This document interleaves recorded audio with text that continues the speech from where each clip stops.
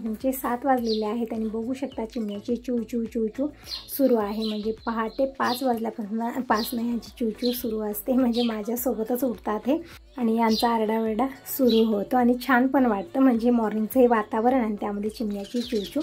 तर चिमण्याला मी दररोज तांदूळ टाकते, तर त्यांना माहिती आहे की इथं तांदूळ भेटतात, इथं जेवण भेटतं, म्हणून त्यांची चिवचिव चिवचिव हे सुरूच असते आणि दिवसभर इथंच असतात. इथंच घरटं केलेलं आहे. त्यांची पिल्ले पण आहेत छोटे छोटे, त्यांना पण तांदूळ नेऊन खाऊ घालतात. चोंचीस धरून खूप छान वाटतात ते.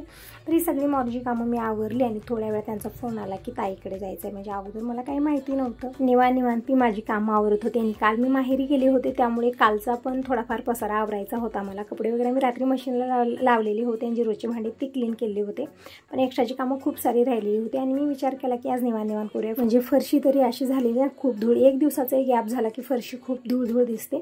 तर दुपारच्या वेळेस मला पुसायचं होतं आणि सगळी कामं आवरायची होती, पण अचानक त्यांचा फोन आला.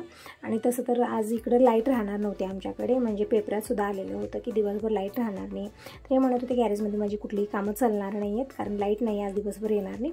तर आपण ताईकडे जाऊया, म्हणजे ताईला भेटणे होईल. खूप दिवस झालं ताईकडे येऊन आम्ही, म्हणून आम्ही अचानकच निघालेलो आहोत. आणि घरची कुठलीच कामं मी आवरलेली नाहीत. पसारा जिथल्या तिथंच आहे. फक्त स्वयंपाक केला, देवपूजा केली, कपडे भांडे मी काहीच काढलेले नाही. जसं काल झालेलं होतं तसंच आज झालेलं आहे. काल पण मला आईकडे जायचं होतं, थोडंसं लवकरच निघाले.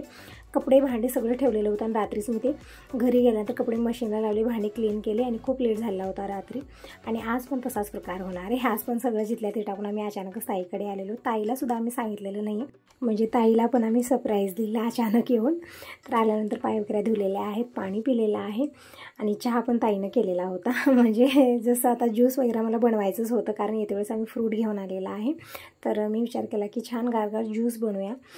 तर इकडे सगळं मिक्स फळाचं मिल्क शेक मी केलेलं आहे. आणि इकडे भाऊ पण शेताकडे गेले होते, आत्ता आलेले आहेत आणि बाबा सगळे ते बोलत बसलेले आहेत आणि मी बनवत आहे ज्यूस. म्हणजे मिक्स फळाचं मिल्क शेकच म्हणू शकता. खरबूज घेतले, चिकू घेतलेले, थोडंसं दूध टाकलं, साखर टाकलेली आहे आणि मिक्सरला फिरवत आहे. म्हणजे गारगार ज्यूस अशा गरमीमध्ये छान लागतात. आणि बाहेर झाडं आहेत ताईच्या दारासमोर, आंब्याची झाडं लावलेली आहेत, परत खूप सारी बदामाची झाडं आहेत. छान गारगार अशी हवा येत आहे. तर बाहेर सगळेजण बसलेले आहेत आणि आम्ही आहोत किचनमध्ये. तर हे आहे ताईचं किचन.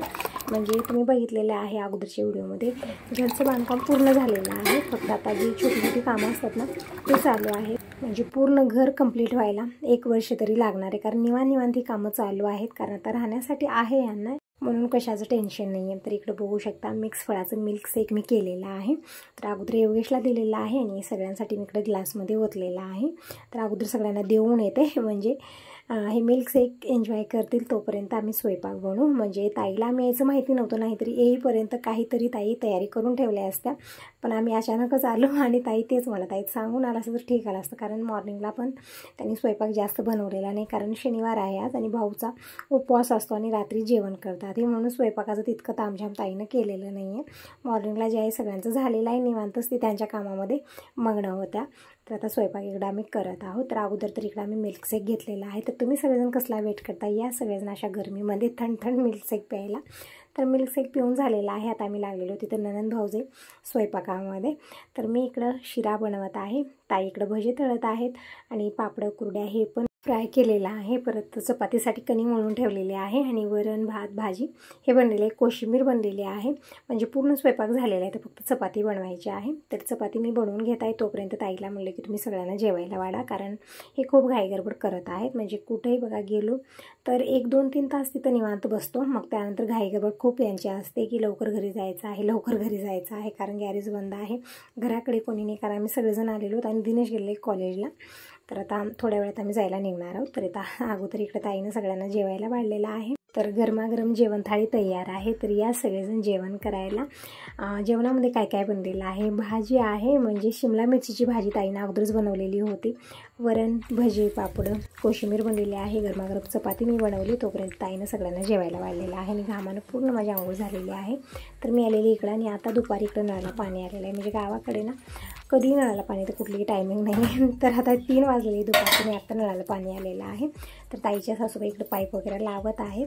तर सगळं पाणी भरून झालं आणि मी आलेले इकडं आंघोळ करण्यासाठी. म्हणजे मी जसं चपात्या वगैरे बनवल्या ना किचनमध्ये, पूर्ण माझी आंघोळ झालेली होती. तर ताई म्हणत होत्या की थंड पाणी आंघोळ करा, छान वाटेल. तर दुपारी 3 वाजता नंदबाईच्या घरी मी आंघोळ केलेली आहे, साडी दुसरी घातलेली आहे आणि मग आमचं जेवण खाणं झालं.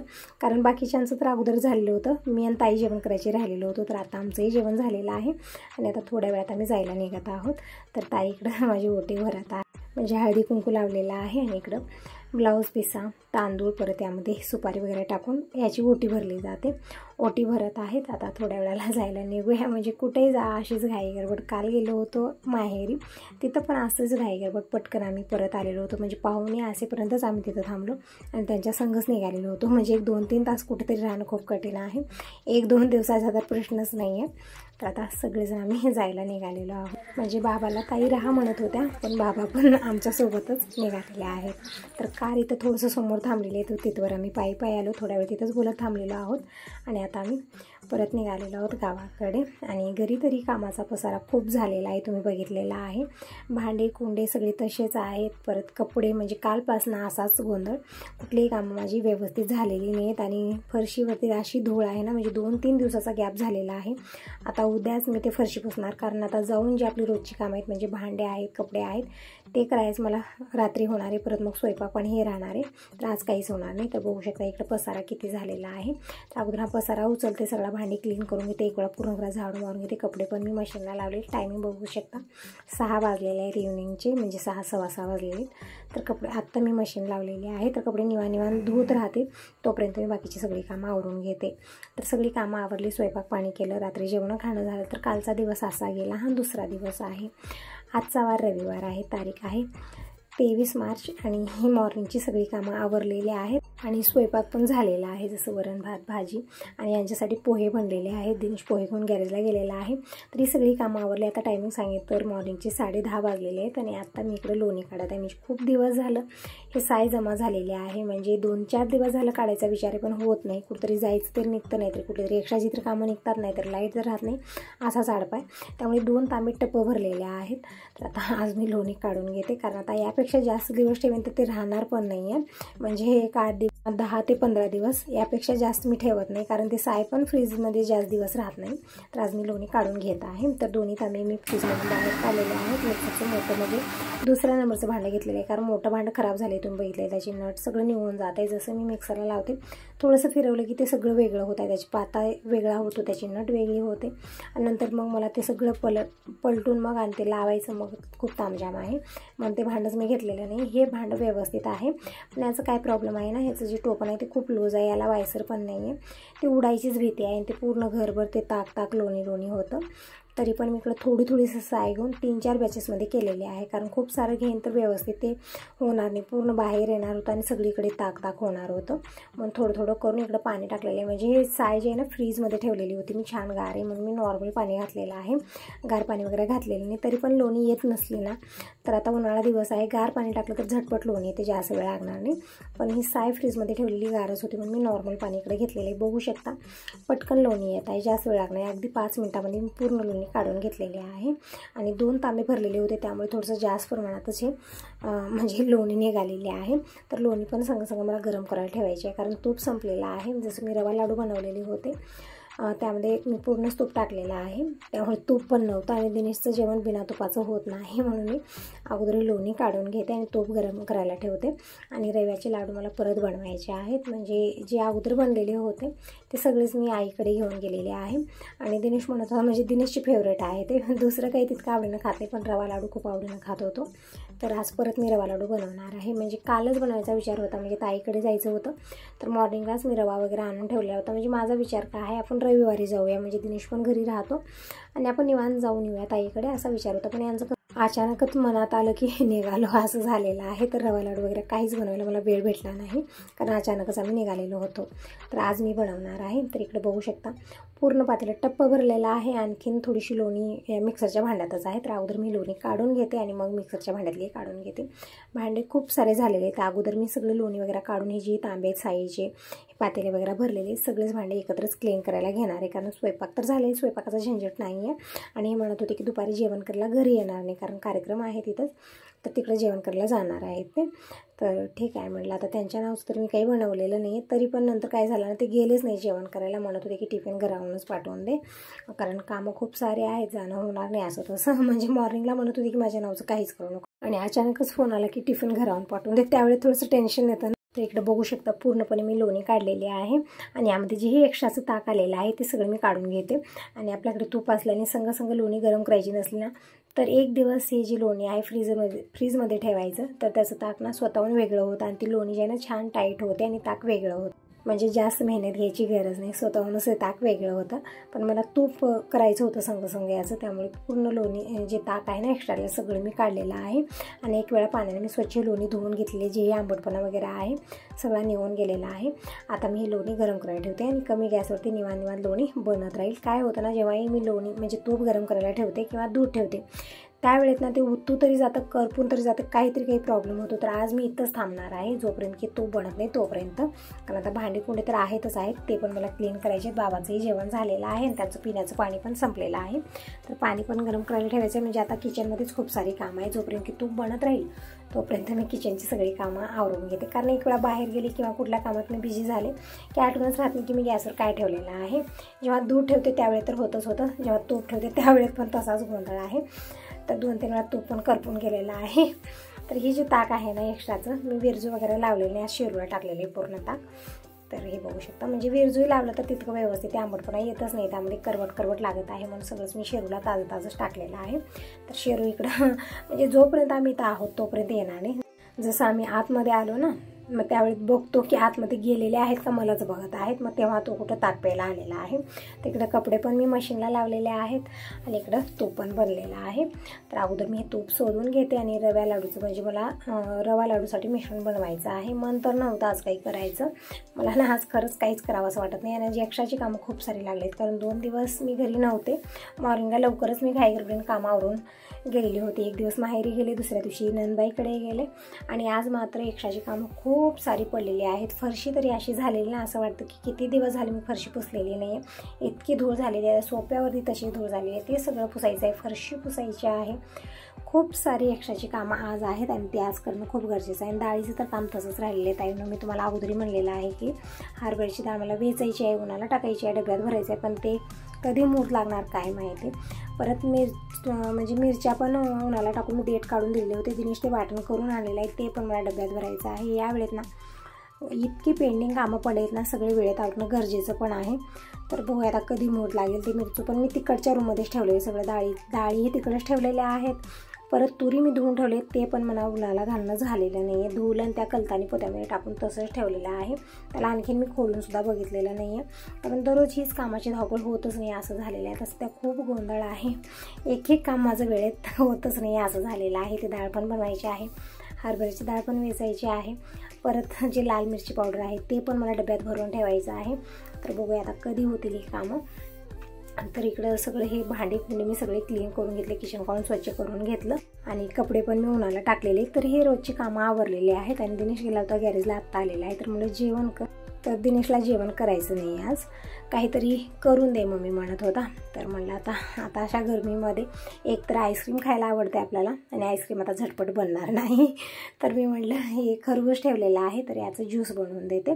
तिकडं खरबूज चिरण्याची एकदम सोपी पद्धत आहे. म्हणजे ते साली जर वेगळी करायची असली तर अगोदर मी आतमधून अशा पद्धतीने चिरून घेतलेलं आहे, नंतर त्याची म्हणजे पूर्णपणे व्यवस्थित चिरलं जातं अशा पद्धतीनं. ते चिरून घेतलेलं आहे सगळं, आणि यामध्ये थोडंसं दूध, आईस, परत साखर टाकून हे ज्यूस बनवते. खूप छान लागतं या फळाचं ज्यूस, छान पण असतं. तुम्ही म्हणत होता की यामध्ये दूध टाकून बनवू नको, म्हणजे खरबूज आणि मिल्क दोन्ही मिक्स ज्यूस बनवू नये, पण छान लागतं म्हणून मी बनवते, आणि छान पण असतं. मला नाही माहिती की यानं नुकसान काय होतं, कारण प्रत्येक वेळी मी बनवत असते. तर इकडे सगळंच मी अशा पद्धतीने चिरून घेतलेलं आहे, आणि आज सगळं म्हणजे पूर्णच या फळाचं मी आज ज्यूस बनवणार आहे. सगळ्यासाठीच होईल. दिनेश, मी, परत दिनेशचे पप्पा. बाबा काही गार वस्तू खात नाहीत, ज्यूस वगैरे असं काहीच घेत नाहीत. ते फ्रीजमधलं पाणी वगैरे म्हणजे जी नॉर्मल पाणी ते सुद्धा पित नाहीत, त्यांच्यासाठी गरम पाणी मी करून ठेवत असते. तर बाबांचं पाणी पण गरम झालेलं आहे दुपारीच. ती सगळी कामं माझी आवरली, जी छोटी मोठी आहेत. म्हणजे सांगून तर जमत नाही, जसं आपण करत गेलो तशी ती कामं वाढत जातात, आणि वेळेत करणं गरजेचं पण आहे. ती सगळी कामं आवरली. आणि इकडं हे सगळं खरबूज मी चिरून घेतलेलं आहे, आणि यामध्ये मी टाकलं 1 ग्लास दूध, आणि थोडीशी साखर टाकलेली आहे, आणि 3-4 आईस क्यूब टाकलेले आहेत. आणि पटकन मिक्सरला फिरवून घेते आणि आमच्या राजकुमारला पहिला देते. अभ्यास करत बसलेले आहेत आणि एक केळी ठेवलेली होती, ती केळी पण यामध्येच मी ॲड केलेली आहे. तर झालं, ज्यूस बनवायला जास्त वेळ लागणार नाही, जी तयारी आहे त्यालाच वेळ लागतो. आता मिक्सरला फिरवून घेतलं, झटपट ज्यूस बनून तयार झालेला आहे. तर अगोदर दिनेशला देते आणि मी पण घेते. त्यानंतर मला रवा लाडूसाठी मिश्रण तयार करायचं आहे, म्हणजे रवा भाजणं, मग नंतर चाचणी बनवणं, त्यामध्ये रवा टाकून एक अर्धा तास तरी आपल्याला ठेवायचा आहे. तेव्हाच एकदम छान असे लाडू बनून तयार होतात, म्हणजे छान असे तोंडात टाकताच विरघळणारे आणि खूपच टेस्टी बनून तयार होतात. थोडासा वेळ जास्त लागतो पण काय हरकत नाही, खूप टेस्टी लाडू बनतात ते. तर इकडे बघू शकता आमच्या राजकुमारचा अभ्यास चालू आहे आणि दिनेशसाठी मी इकडं मिक्स फळाचं ज्यूस दिलेला आहे, घेतलेला आहे, म्हणजे जेवण करायचं मन नाही त्याचं. आणि यात वेळेस केळी वगैरे घेऊन आले, ते पण काढून ठेवायचे आहे. पण त्या अगोदर मी इकडं रवा लाडूसाठी मिश्रण म्हणून तयार करून ठेवते, म्हणजे पटकन लाडू तर बनणार नाही, ते अर्धा तास 2 तास आपल्याला झाकून ठेवायचं आहे. म्हणजे असं काही हे नाही की संग बनवायचं आपल्याला. थोडासा वेळ झाला म्हणजे आता मिश्रण बनवून ठेवलं आणि संध्याकाळी आपण लाडू बनवून ठेवले तरी पण चालते. असं नाही की संगच गरम राहीपर्यंत असं बनवायचं आहे, असं काही नाही आहे. तिकडे रवा पूर्णपणे एका ताटलीत काढून घेतला. अगोदर मी बघितलं त्यामध्ये काही किडा वगैरे तर नाही आहे, तर काही नाही, छान रवा आहे. तिकडे घेतलेले मोठ्या साईजची कढई, यामध्ये मी घेतलेले अर्धी वाटी तूप आणि ताजं तूप आहे, आत्ताच मी बनवलेले. खूप छान याचा वास येत आहे आणि हे तुपामध्ये मी रवा टाकून छान परतून घेत आहे, म्हणजे जास्त कडक आपल्याला भाजायचं नाही आहे. म्हणजे टायमिंग सांगेन तर 20 ते 25 मिनिटामध्ये हा रवा भाजून तयार होतो, जास्त कडकही भाजायचा नाही आहे. आणि जसं मी रवा भाजायला ठेवला होता तसं बाबा जेवण करायला आलेले आहेत, म्हणजे टायमिंग सांगेन तर यावेळी दुपारचे 2:30-3 वाजलेले आहेत आता. तिकडे बाबांना जेवायला वाढलेलं आहे आणि यांना टिफिन पॅक करून दिलं, दिनेशची जेवण केलेलं आहे. तर झालेली ते सगळ्यांचे म्हणजे जेवण खाणं सगळ्यांचं झालेले. थोडीफार भांडी झाले तेही जमा करून ठेवले, म्हणजे भांडी हे दिवसभर पडतच असतात. कपड्याचं काम कसं आहे, कपडे एक वेळा धुला उन्हाळा टाकलं की टेन्शन नाही, पण भांड्याचं कसं असतं ना, दिवसभर पडतच असतं. आणि जोपर्यंत की बाबाला जेवायला वाढत होती तोपर्यंत मी गॅस बंद केलेला होता, कारण रवा करपायला लागतो, त्यामुळे एक सलग चमचा फिरवत आपल्याला 20 ते 25 मिनिट रवा भाजून घ्यायचा आहे, तेव्हा छान भाजतो हा. आणि इकडे दिनेशला म्हटलं तो थोडंसं काम काहीतरी यावर, कारण आज खूप कंटाळा आलेला आहे. तर दिनेश आलेला आहे, रॅकला भांडे लावत आहे, कारण ऑलरेडी खूप सारे भांडे झाले होते, ते पण मला क्लीन करायचे होते. तर म्हटलं टोपलं तरी कामं करून दे. तर दिनेश इकडं सगळे भांडे रॅकला लावत आहेत, तोपर्यंत मी इकडं लाडूसाठी मिश्रण तयार केलेलं आहे. तर रवा छान भाजलेला आहे, गॅस बंद केला आणि तोपर्यंत इकडे चाचणी पण तयार झालेली आहे. तर इकडं 1 किलो रव्यासाठी अर्धा किलो मी साखर घेतलेली आहे आणि 1 तारी चाचणी बनवली. ही चाचणी मी रव्यामध्ये टाकलेली आहे आणि आवडीप्रमाणे ड्रायफ्रूट टाकू शकता. विलायची पावडर ही संपलेली आहे, तर जितकी होती तितकी मी टाकलेली आहे आणि ड्रायफ्रूट पण संपलेले आहेत, ते पण थोडेफार टाकलेले आहेत मी. छान मिक्स केलं आणि चुटकी जितके तितके मीठ टाकायचं आहे. छान मिक्स करून आपल्याला हे झाकून ठेवायचं आहे, अर्धा तास अधून चमचा फिरवत राहायचं आहे. एकदम परफेक्ट हे रवा लाडू बनून तयार होतात. तर तुम्ही सांगा तुम्हाला हा व्हिडिओ कसा वाटला, चांगला वाटला असेल तर लाईक जरूर करा.